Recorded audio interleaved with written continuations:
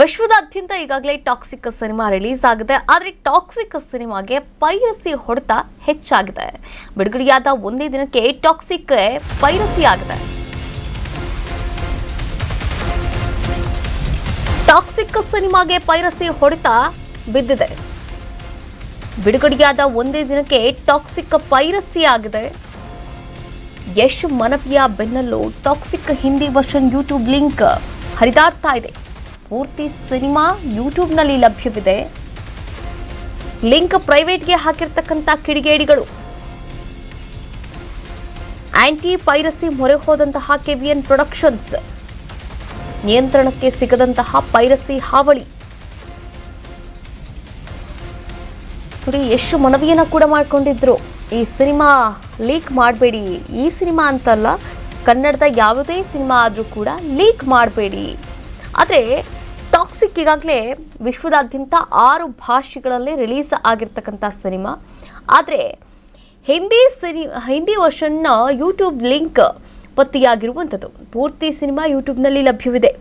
ಇಡೀ ಪೂರ್ತಿ ಸಿನಿಮಾ ಯೂಟ್ಯೂಬ್ನಲ್ಲಿ ಲಭ್ಯವಿದೆ, ಅದು ಹಿಂದಿ ವರ್ಷನ್ನಲ್ಲಿ. ಈ ಲಿಂಕನ್ನು ಪ್ರೈವೇಟ್ಗೆ ಹಾಕಿದ್ದಾರೆ ಯಾರೋ ಕಿಡಿಗೇಡಿಗಳು. ಆಂಟಿ ಪೈರಸಿ ಮೊರೆ ಹೋಗಿದ್ದಾರೆ ಇದೀಗ ಕೆವಿಎನ್ ಪ್ರೊಡಕ್ಷನ್ಸ್. ಒಂದೇ ದಿನಕ್ಕೆ ಈಗಾಗಲೇ 125 ಕೋಟಿ ದಾಟಿರ್ತಕ್ಕಂಥ ಟಾಕ್ಸಿಕ್ ಸಿನಿಮಾ. ನೋಡಿ, ವಿಶ್ವದಾದ್ಯಂತ ಭರ್ಜರಿ ಅಬ್ಬರಿಸ್ತಾ ಇರುವಂತಹ ಟಾಕ್ಸಿಕ್ ಸಿನಿಮಾ ಗೆಲುವನ್ನು ಕಾಣ್ತಾ ಇದೆ. ಪಾಸಿಟಿವ್ ರೆಸ್ಪಾನ್ಸ್ ಕೂಡ ಸಿಗ್ತಾ ಇದೆ. ಆದರೆ ಈ ಮಧ್ಯೆ ಪೈರಸಿ ಕಾಟ ಕೂಡ ಹೆಚ್ಚಾಗಿದೆ ಟಾಕ್ಸಿಕ್ ಸಿನಿಮಾ ತಂಡಕ್ಕೆ.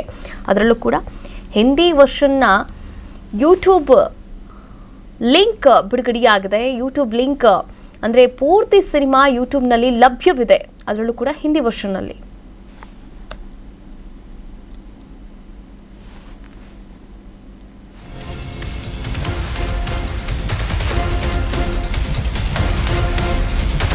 ನೋಡಿ, ಎಲ್ಲೆಡೆ ಯಶಸ್ವಿಯಾಗಿ ಪ್ರದರ್ಶನವಾಗ್ತಿರ್ತಕ್ಕಂಥ ಟಾಕ್ಸಿಕ್ ಸಿನಿಮಾ ಇಡೀ ವಿಶ್ವದಾದ್ಯಂತ.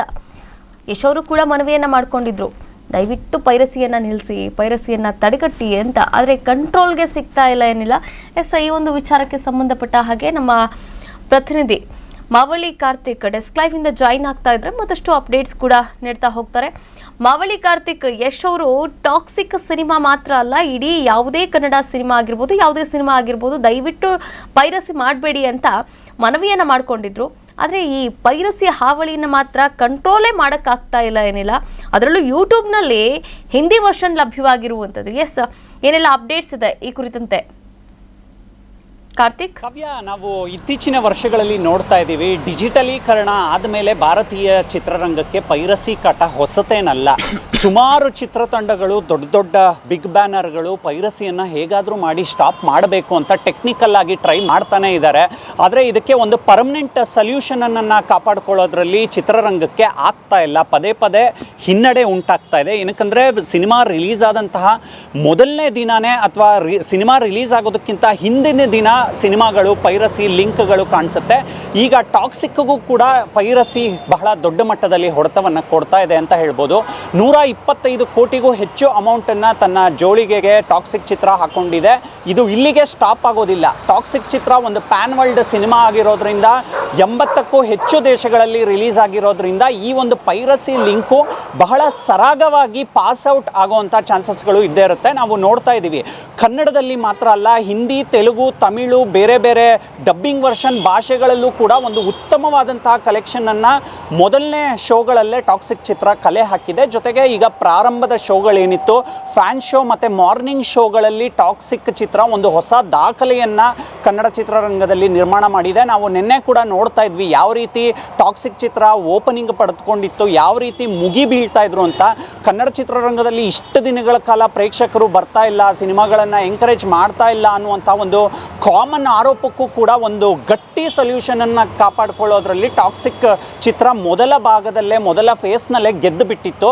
ಆದರೆ ಈಗ ಪೈರಸಿ ಲಿಂಕು ಪತ್ತೆಯಾಗಿದೆ. ಇದಕ್ಕೆ ಕೆವಿಎನ್ ಪ್ರೊಡಕ್ಷನ್ ಕೂಡ ತುಂಬ ಟೆನ್ಷನ್ ಆಗಿದೆ ಅನ್ನುವಂಥ ಒಂದು ಮಾಹಿತಿ ಕೂಡ ಸಿಗ್ತಾ ಇದೆ. ಏನಕ್ಕೆ ದೊಡ್ಡ ಸಿನಿಮಾ ಬಂದಂಥ ಸಂದರ್ಭದಲ್ಲಿ ಏಕಾಏಕಿಯಾಗಿ ಈ ರೀತಿ ಡೂಪ್ಲಿಕೇಟ್ ಲಿಂಕ್ಗಳು ಸಿಕ್ಕಾಗ ಸಹಜವಾಗಿಯೇ ಪ್ರೊಡಕ್ಷನ್ ಹೌಸ್ಗೆ ಟೆನ್ಷನ್ ಆಗೇ ಆಗುತ್ತೆ. ಥಿಯೇಟ್ರ್ಗಳಲ್ಲಿ ದಿನಗಳಲ್ಲಿ ಆಲ್ರೆಡಿ ತುಂಬ ಫುಲ್ ಹೌಸ್ ಆಕ್ಯುಪೆನ್ಸಿಯಲ್ಲಿ ಓಡ್ತಾ ಇರುವಂಥ ಸಿನಿಮಾದ ಲಿಂಕ್ಗಳು ಸಿಕ್ಕಾಗ ಸಹಜವಾಗಿಯೇ ಅದೊಂದು ಆಘಾತಕಾರಿ ಸಂಗತಿಯಾಗಿ ಪ್ರೊಡಕ್ಷನ್ ಹೌಸ್ಗಳಿಗೆ ಕಾಣ್ತಾ ಹೋಗುತ್ತೆ. ಈಗೆಲ್ಲ ಏನಾಗಿದೆ, 2023ರಲ್ಲಿ ಆ್ಯಂಟಿ ಪೈರಸಿ ಆ್ಯಕ್ಟ್ ಬಂದಿತ್ತು. ಅದರ ಅನ್ವಯ ಈಗ KVN ಪ್ರೊಡಕ್ಷನ್ನು ಸೈಬರ್ ಕ್ರೈಮ್ ಮೊರೆ ಹೋಗುತ್ತೆ.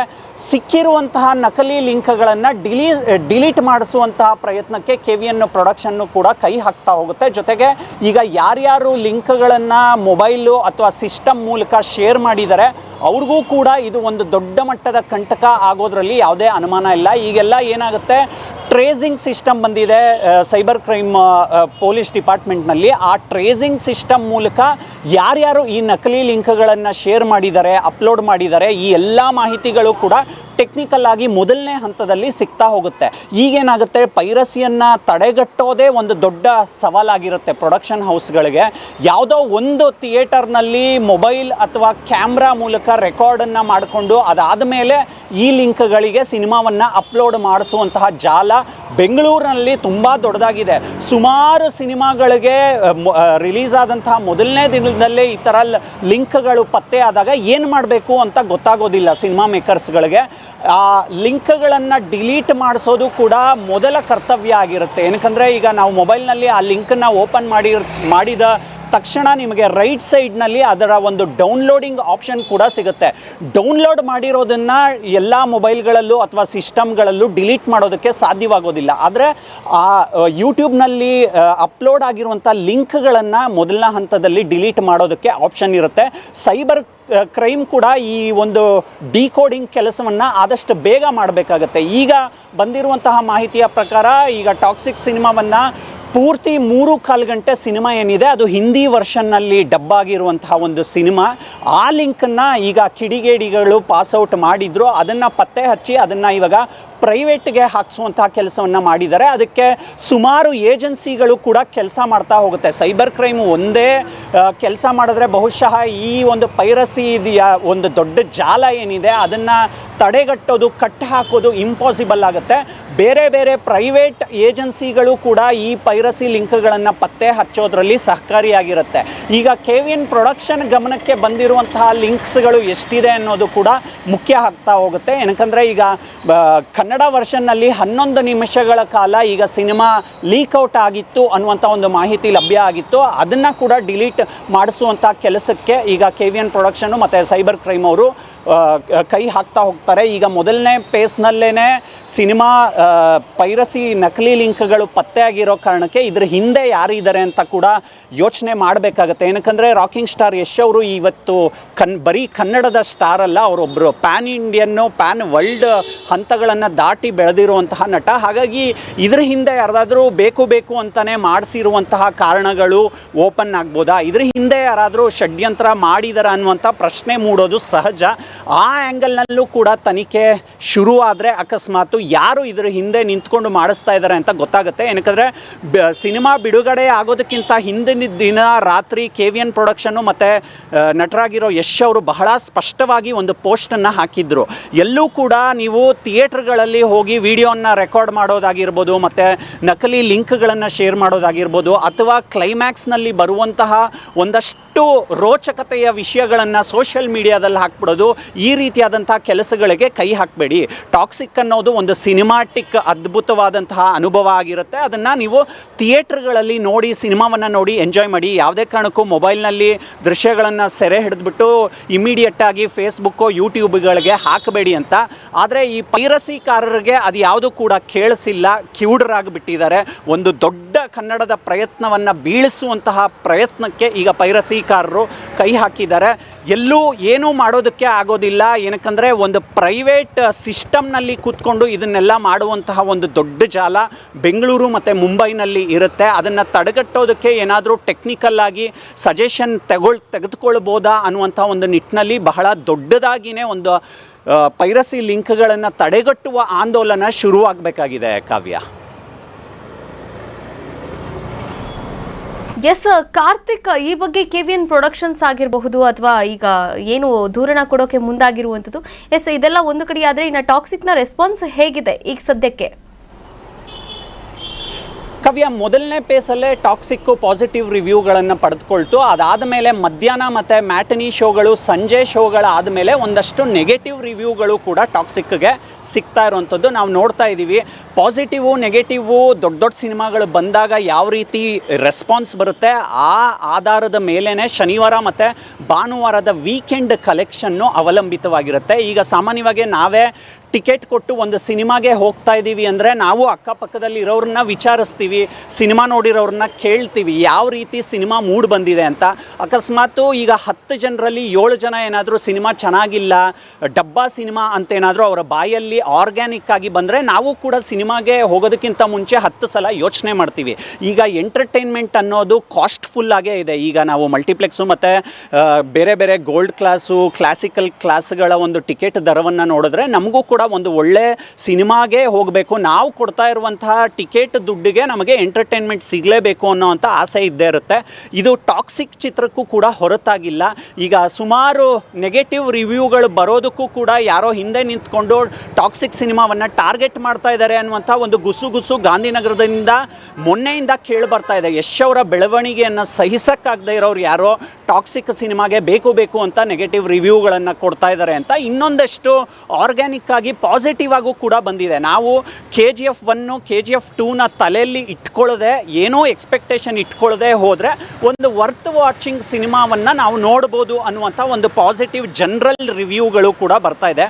ನಾವು ಒಂದು ಸಿನಿಮಾವನ್ನು ಥಿಯೇಟ್ರಿಗೆ ಹೋಗಿ ನೋಡಿದಾಗ ಆ ಸಿನಿಮಾ ಹೇಗಿದೆ ಅಂತ ಒಂದು ಫೈನಲ್ ಔಟ್ಪುಟ್ಟು ನಮ್ಮ ತಲೆಗೆ ಬಂದ್ಬಿಡುತ್ತೆ. ಹಾಗಾಗಿ ಇವಾಗ ಯಾರೋ ಒಬ್ಬರು ಸೋಷಿಯಲ್ ಮೀಡಿಯಾದಲ್ಲಿ ಕೂತ್ಕೊಂಡು ಸಿನಿಮಾವನ್ನು ನೋಡದೆ ಅಕಸ್ಮಾತ್ ಏನಾದರೂ ನೆಗೆಟಿವ್ ರಿವ್ಯೂವನ್ನು ಹಂಚ್ಕೊಂಡಂಥ ಸಂದರ್ಭದಲ್ಲೂ ಕೂಡ ಅವ್ರ ಮೇಲೆ ಸೂಕ್ತವಾದಂಥ ಕಾನೂನು ಕ್ರಮವನ್ನು ತೆಗೆದುಕೊಳ್ಳೋದಕ್ಕೆ ಈಗಾಗಲೇ KVN production Bengaluru city civil ಕೋರ್ಟ್ನಲ್ಲಿ ಅರ್ಜಿ ಹಾಕಿದೆ. ಹೈಕೋರ್ಟ್ ಹೇಳಿರೋ ಪ್ರಕಾರ ಕೂಡ ಸಿನಿಮಾ ಬಿಡುಗಡೆಯಾಗಿ 3 ದಿನದವರೆಗೂ ಆ ಒಂದು ಸಿನಿಮಾದ ಟೋಟಲ್ ಕತೆ ಇರ್ಬೋದು, ಅದರಲ್ಲಿ ಬರುವಂತಹ ಪಾತ್ರಗಳು, ವ್ಯಕ್ತಿಗಳ ವಿಚಾರವಾಗಿ ಯಾವುದೇ ಸೀಕ್ರೆಟನ್ನು ರಿವೀಲ್ ಮಾಡಬಾರ್ದು ಅಂತ.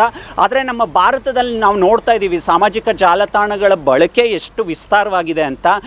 ಸಿನಿಮಾ ರಿಲೀಸ್ ಆದ ಕೆಲವೇ ನಿಮಿಷಗಳಲ್ಲಿ ಆ ಸ್ಟೋರಿ ಲೈನು, ಅದರಲ್ಲಿ ಬರುವಂತಹ ಒಂದು ಇಂಟ್ರೆಸ್ಟಿಂಗ್ ಪಾಯಿಂಟ್ಗಳನ್ನು ರಿವೀಲ್ ಮಾಡುವಂಥ ಕೆಲಸಕ್ಕೆ ಕೈ ಹಾಕಿಬಿಡ್ತಾರೆ.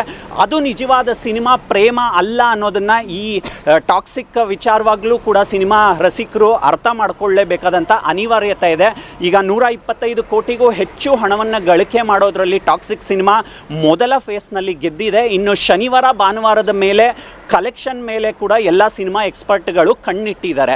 ಇದು KGF ಮತ್ತು ದುರಂಧರ್ 2 ಸಿನಿಮಾಗಳ ಬಾಕ್ಸ್ ಆಫೀಸ್ ರೆಕಾರ್ಡನ್ನು ಏನಾದರೂ ಮುರಿಯುತ್ತಾ ಅನ್ನುವಂಥ ಒಂದು ಕಾತರತೆ ಎಲ್ಲವೂ ಕೂಡ ಇತ್ತು. ಆದರೆ ಮೊದಲ ಹಂತದಲ್ಲಿ ಸಿನಿಮಾ ಹೌಸ್ಫುಲ್ ಆಗಿದ್ರೂ ಕೂಡ ಅದು ಸಾಧ್ಯವಾಗಿಲ್ಲ. KGF 2 ಕೂಡ ಬರೋಬ್ಬರಿ 60 ಕೋಟಿಗೂ ಹೆಚ್ಚು ಗಳಿಕೆಯನ್ನು ಅಡ್ವಾನ್ಸ್ ಬುಕ್ಕಿಂಗ್ನಲ್ಲೇ ಮಾಡಿಕೊಂಡಿತ್ತು. ಮತ್ತು ದುರಂಧರ್ 2 ಕೂಡ 108 ಕೋಟಿ ಕಲೆಕ್ಷನನ್ನು ಮಾಡಿಕೊಂಡಿತ್ತು. ಈ ಎರಡು ಆಲ್ ಟೈಮ್ ರೆಕಾರ್ಡ್ಗಳನ್ನು ಬ್ರೇಕ್ ಮಾಡುವಂಥ ದಾರಿಯಲ್ಲೇ ಟಾಕ್ಸಿಕ್ ಸಿನಿಮಾ ಬಂದಿತ್ತು. ಆದರೆ ಆರ್ಗ್ಯಾನಿಕ್ ಆಗಿ ಹೇಳೋದಾದರೆ ದುರಂಧರ್ 2 ಮತ್ತು KGF 2 ಮಾಡಿದಂತಹ ಕ್ರೇಜನ್ನು ಪಡೆದುಕೊಳ್ಳೋದಕ್ಕೆ ಟಾಕ್ಸಿಕ್ಗೆ ಇನ್ನೂ ಸ್ವಲ್ಪ ದಿನಗಳ ಕಾಲ ಟೈಮ್ ಬೇಕಾಗುತ್ತೆ ಅಂತ ಅನಿಸುತ್ತೆ. ಪ್ರೀ ರಿಲೀಸ್ ಬಿಸ್ನೆಸ್ಗಳು ಎಷ್ಟೇ ಆಗಿದ್ರೂ ಕೂಡ ಥಿಯೇಟರ್ ಕಲೆಕ್ಷನ್ ಮೇಲೆ ಯಶ್ ಅವರು ಯೋಚನೆ ಮಾಡಲೇಬೇಕಾಗುತ್ತೆ. ಅಷ್ಟು ದೊಡ್ಡ ಬಿಗ್ ಬಜೆಟ್ ಬ್ಯಾನರ್ನ ಸಿನಿಮಾ ಗೆಲ್ಲೇಬೇಕಾದಂಥ ಅನಿವಾರ್ಯತೆ ಇದ್ದೇ ಇರುತ್ತೆ. ಯಶ್ ಅವರ ಮೇಲೆ ಒಂದಷ್ಟು ಎಕನಾಮಿಕಲ್ ಪ್ರೆಷರ್ಗಳು ಕೂಡ ಇದ್ದೇ ಇರುತ್ತೆ. ಸಿನಿಮಾ 3-4 ದಿನಗಳಲ್ಲಿ ಯಾವ ರೀತಿ ಮೌತ್ ಪಬ್ಲಿಸಿಟಿಯನ್ನು ಪಡೆದುಕೊಳ್ಳುತ್ತೆ, ಬಾಕ್ಸ್ ಆಫೀಸ್ನಲ್ಲಿ ಎಷ್ಟು ಟೋಟಲ್ ಅಮೌಂಟ್ ಕಲೆಕ್ಟ್ ಆಗುತ್ತೆ, ಇದೆಲ್ಲವೂ ಕೂಡ ಸಿನಿಮಾದ ಗೆಲುವಿಗೆ ಮೂಲವಾಗಿ ಕ್ಯಾಲ್ಕುಲೇಟ್ ಆಗ್ತಾ ಹೋಗುತ್ತೆ. Kavya, thank you details.